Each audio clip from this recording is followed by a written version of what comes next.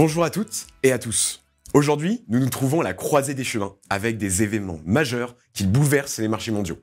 Lors du Liberation Day, Donald Trump a mis en œuvre sa promesse de campagne la plus emblématique. Instaurer des droits de douane avec la presque totalité des pays de la planète. La zone euro supportait encore 20% de tarifs supplémentaires et la Chine 34%. Les résultats ont surpris les marchés par leur ampleur. Les bourses américaines ont abandonné presque 15%. L'Europe retraçait ses gains depuis le début de l'année et les taux d'intérêt souverains baissent significativement. Les marchés anticipent presque un risque de récession à l'échelle mondiale. En Europe, les plans de relance pourraient redonner des couleurs au marché. Les banques centrales, qui s'acheminaient vers la fin de leur cycle de baisse de taux, pourraient être amenées, en cas de risque de récession, à accélérer leur assouplissement monétaire.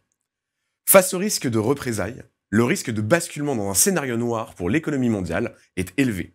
Toutefois, nous pensons que l'administration américaine entamera des cycles de négociations plus larges avec l'ensemble des pays touchés, ce qui pourrait aboutir à des compromis plus gérables. Le risque d'un durcissement de Donald Trump n'est pas à exclure, mais une forte baisse de la bourse américaine, accompagnée d'une récession aux États-Unis, ne servirait pas son électorat avant des élections de mi-mandat. Les perspectives de baisse d'impôts prévues aux États-Unis pourraient alors redonner des couleurs au marché. Côté obligations, les annonces de plans de relance en Europe et les droits de douane aux États-Unis ont entraîné une correction sur les taux européens et américains. Le bond est revenu à 2,5%. Nous avons pris des profits et réduit notre exposition, tout en restant surpondérés en zone euro. Les incertitudes sur les négociations à venir nous incitent à la prudence. Les risques de récession et d'inflation pourraient impacter les taux.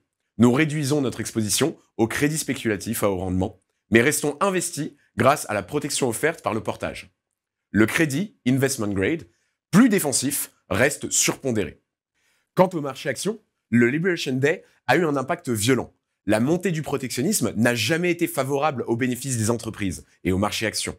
Bien que ces concessions soient possibles, les chances de succès restent faibles.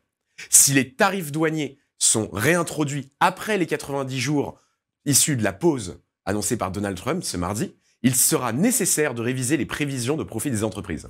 Nous ne changeons pas notre position sur les actions européennes par rapport aux actions américaines. Les baisses récentes ont détendu la valorisation des marchés actions.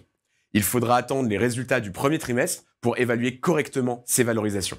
La volatilité restera élevée, offrant des opportunités aux investisseurs sous-pondérés en actions. Merci de votre attention et à bientôt pour notre prochain point marché mensuel.